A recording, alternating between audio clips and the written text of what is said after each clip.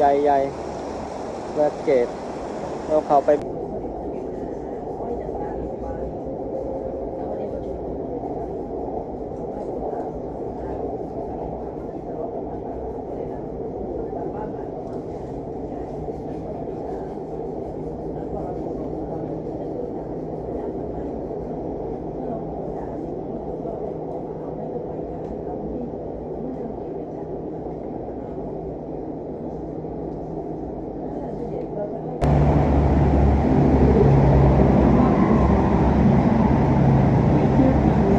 สบายดีและสวัสดีทุกคนตอนนี้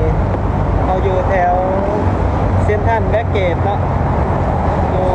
สถานีรถไฟฟ้าสายสีม่วงวันนี้ก็ได้มาทางนี้ทุกคนถือว่าบ่ได้มาทางนี้โดนแหละเพราะว่าเซ็นทรัลแบ็กเกตนี่เป็นเขตนี้ที่ว่าเป็นบอนที่ว่าทางทำอิฐที่ว่าเราเคยมานี่เนาะเคยขี่รถไฟฟ้าทางทำอิฐเป็นจุดอยู่นี่แหละวันนี้ได้มาอีกกับสิพาทุกคนรอเบิ่งรอส้มเนาะการเปลี่ยนแปลงของกรุงเทพการเปลี่ยนแปลงของในเขตนี้โอ้ตื่นเต้นเดี๋ยวเราพากันไปย่างลินเซ็นทรัลเวสเกตกันเนาะโอ้ทางหลังก็มีคอนโดอพาร์ตเมนต์เนาะก่อสร้างขึ้นรถกระไล่กันน่ะไปเบิ่งกัน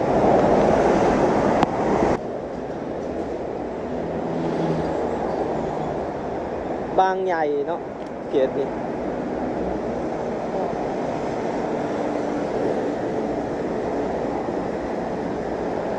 โอ้โห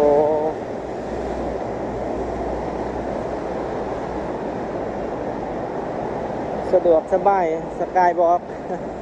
บอนได้มีหางใหญ่มีสกายวอล์กยางขามไปสบายเนาะโอ้บอนนี่ก็มีโครงการก่อสร้าง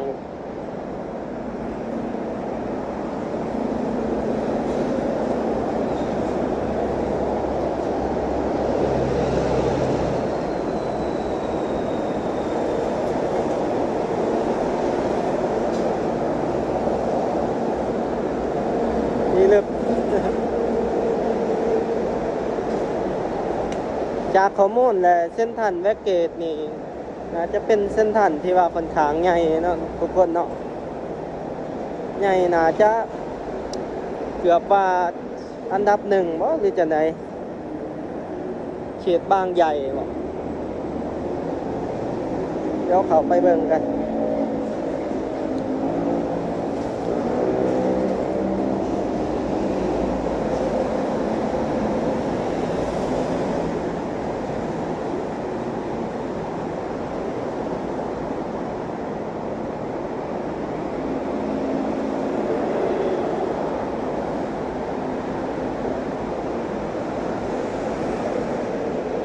มาขังทำอิฐบ่าวแม่นใส่มาแอบขี่รถไฟฟ้าหรือว่าอันนั้นนะขังทำอิฐเลยเนาะอยู่ในสถานีหนาแถวแวกเกตนี่เมื่อ3 ปีก่อน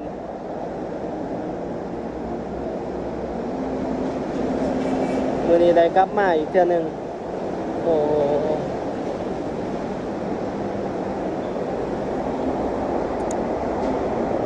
บ่อนนี้ห่างจากโตใจกลางของกรุงเทพหลายลักเลยทุกคน30-40 ลักเนาะแต่ว่าความเจริญนี่ก็เบิ่งในเขตนี่นี่ลึก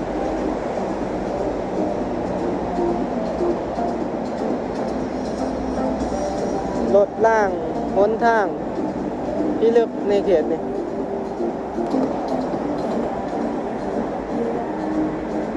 แบ็กเกตทางเปิดแล้วบ่นี่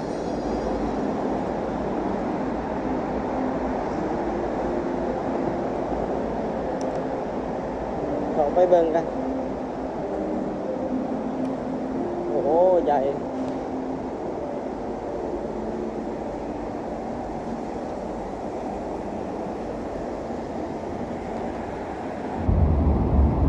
คุณน่าทุกคน โรงพยาบาลเกษมราษฎร์เป็นโรงพยาบาลที่ว่าไปเปิดสาขาอยู่ฝั่งลาวหั่นเนาะที่ว่าเป็นตึกใหญ่อยู่นี่จ้ะใกล้ๆกับแวกเกต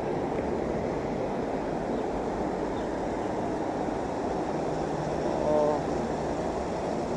ใหญ่ๆแวกเกตเราเข้าไปเบิ่งกัน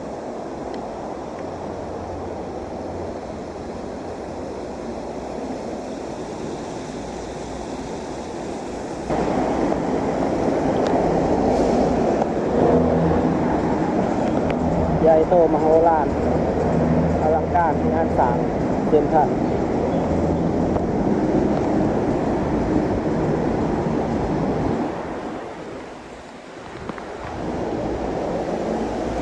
โอ้โหงามขนาด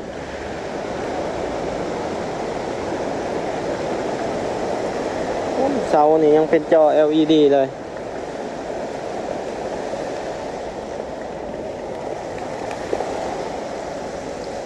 งามดูหราใหญ่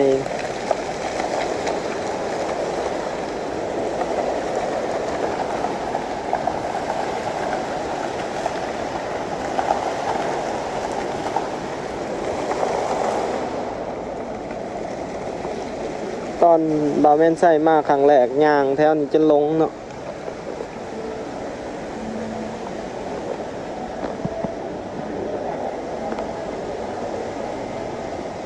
ตอนนี้เขามากับกำลังเปิดใหม่ๆเนาะ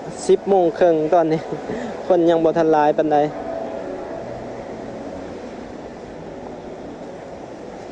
เดี๋ยวไปหาเข้าห้องน้ำก่อนปวดเบ้าละปวดเหนียว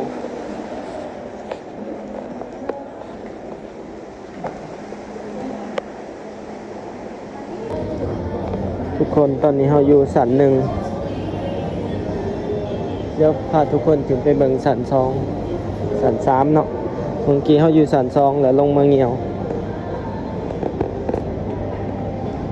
ลงมาเข้าห้องน้ำเมื่อกี้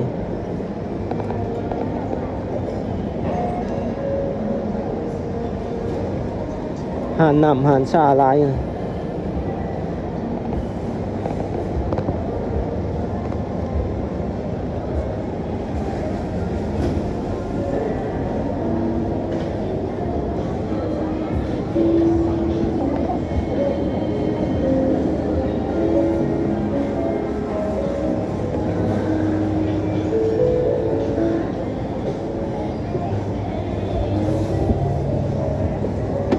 ขึ้นไปเบิ่งคน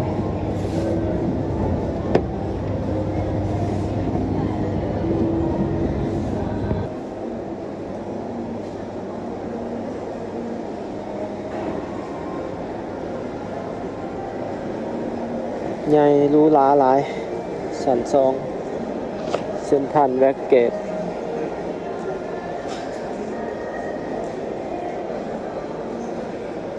เดี๋ยวขึ้นไปเบิ่งสันสามกัน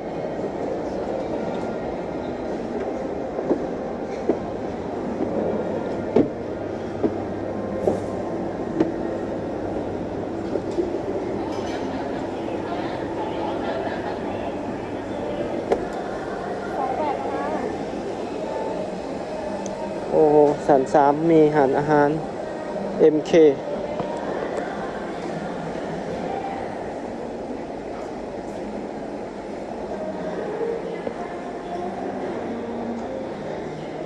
ตอนนี้10:30เนาะทุกคนคนบ่ทันหลายนะครับจะประมาณ 3-4 โมงแรงเนาะคนจะหลาย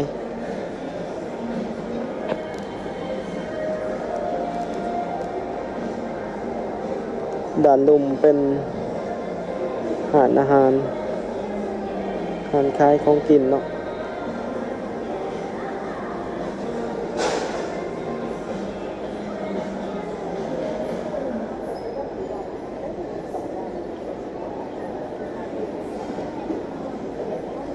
ทุกอย่างอยู่ไทยเนาะอยู่เมืองใหญ่นี่ส่วนใหญ่คนสิมาร่วมกันอยู่ในห้างเนาะเฮาสิบ่ค่อยเห็นคนย่างตามแคมทาง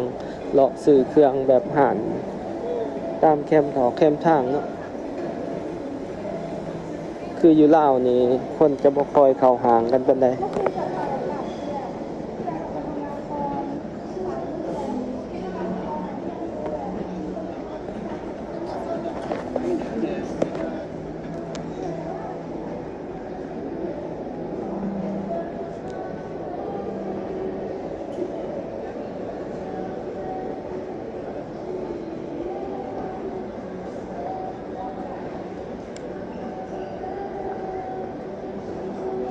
ใหญ่ๆห้างแห่งนี้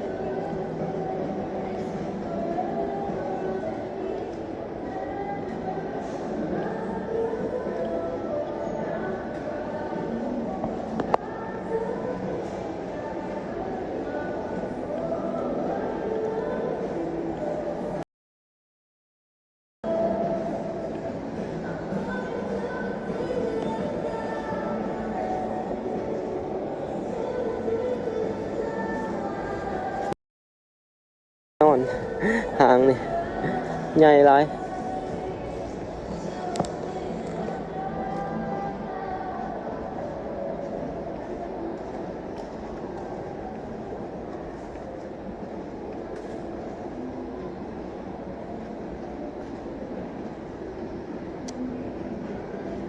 มันยาวเนาะเหมือนกับหางประมาณ7-8 หางเนาะมารวมกันอยู่นี่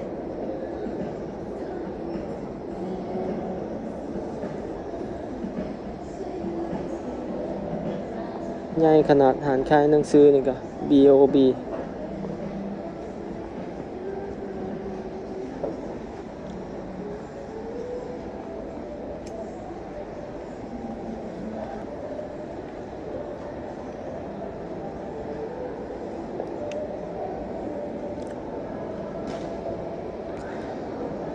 มันยาวเนาะหางแห่งโอ้โห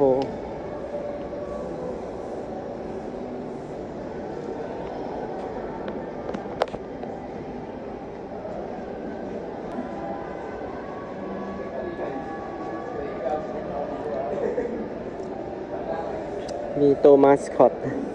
ตัวใหญ่อะเราจะเห็ดใส่ใหญ่ทุกคนยางมานี่ปวดขา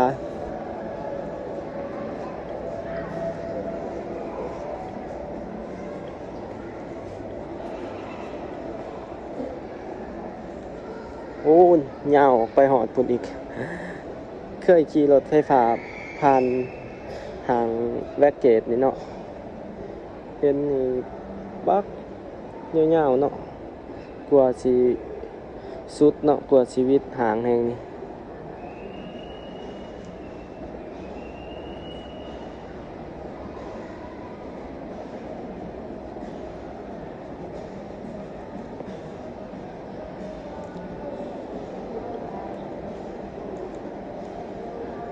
ทุกคนเฮาสิเดินกลับแล้วบัดนี้กว้างใหญ่หลายหางนี่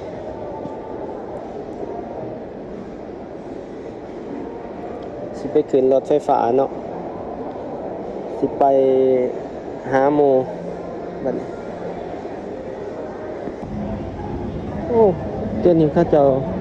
ใส่จอ LED แบบเป็นแบบนี้เนาะคักเลย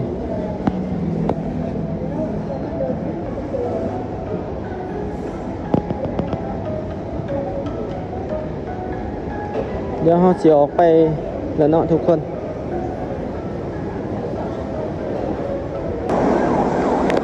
ตอนนี้เราก็สิออกจากแบ็กเกตแล้วเนาะไปขึ้นรถไฟฟ้าสายสีม่วงออกไปเตาปูนไปต่อรถไฟฟ้าสายสีฟ้าเนาะใหญ่ขนาดคนก็กำลังเริ่มลังเข้ามาเนาะที่แบ็กเกต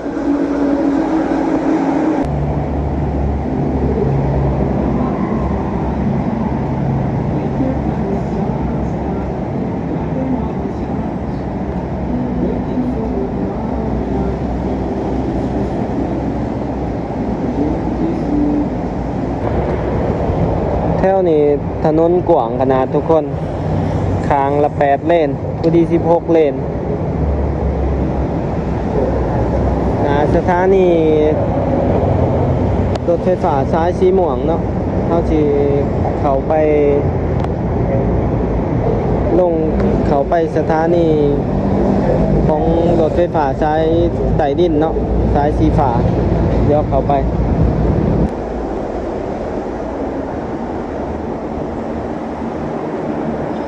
โอ้มันนี่ฝนตกสถานีนี่มันได้เรือนสูงขนาดทุกคนนี่เลือกขนาดในหอบ3 ปีมาขึ้นรถอยู่บอนนี่เนาะถือว่าเป็นสถานีแรกที่ว่าเบาเมนไซเคยนั่งรถไฟฟ้าทำอิฐเนาะถือว่ามื้อนี้ก็ถือว่าโอ้คิดฮอดตอนมากรุงเทพทำอิฐมานี่ได้มาที่สถานีแห่งนี้เนาะการเปลี่ยนแปลงทางมีตึกอีเกียเนาะแล้วก็บิ๊กซีซูเปอร์เซ็นเตอร์โรงพยาบาลเกษมราษฎร์ที่ว่ามีสาขาอยู่ลาวเนาะตัวนี้เนาะเดี๋ยวไปเบิ่งกันอยู่รถไฟฟ้าทุกคนวิวทิวทัศน์เนาะของเขตนี่เขตนนทบุรีบ่ปทุมธานีเนาะ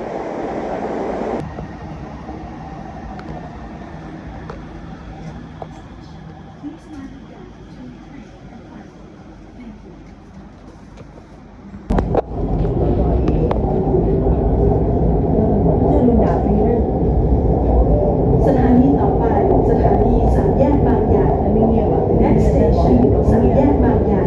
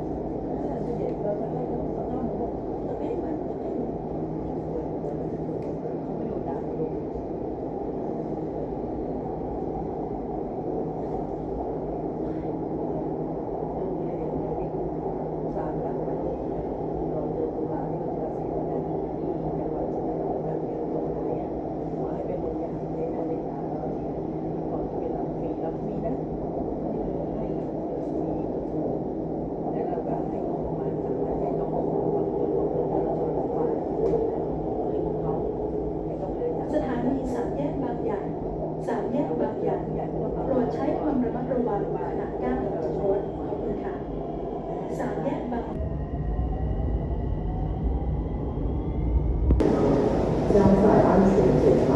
ทุกคนตอนนี้เรามาหอดสถานีเตาปูนนะ